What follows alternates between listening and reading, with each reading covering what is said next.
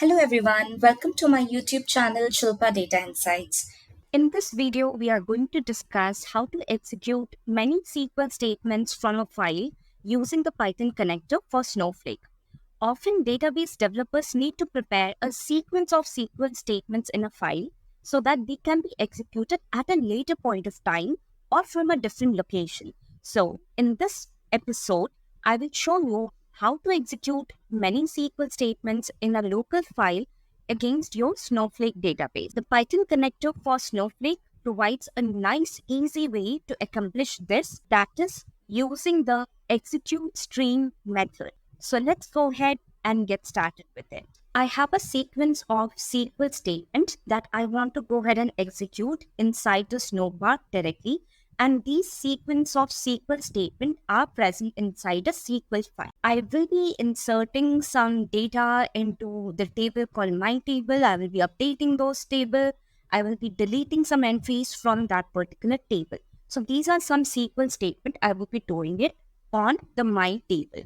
So before I go ahead and execute this, let me show you what the table looks like. So I'm executing this particular table. There are total 6 records, if you can see. There is a first name, last name, email address, city and date. Let's go ahead and get started to see how exactly, first of all, we can connect the Snowflake with the snowpark.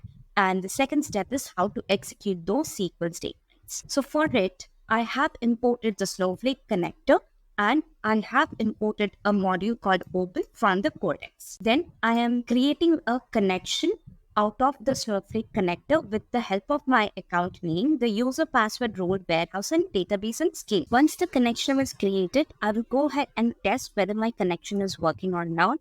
So it says that it has the connection ready with the Snowflake cursor object at this particular location. I have my SQL file in this particular location, that is a snowpark demo, and with the help of this particular file, first of all, I will read the particular file, update SQL, with the help of the open module and the encoding as UTF-8. And then I will loop it over with the help of the connection settings, and I will go ahead and print the cursor. Once I have created the cursor, I will go ahead and execute that particular file line by line. So let me go ahead and execute this statement now. If you see now, it has actually created the cursor and it has executed all the statements out of it. Let me go back to my Snowflake editor and do a select query out of it. You could see there is an entry of Manu here, which I want to go ahead and delete, right? So this entry you will no longer see, and whatever first name is Holly, I will want to transfer it to Harita, right?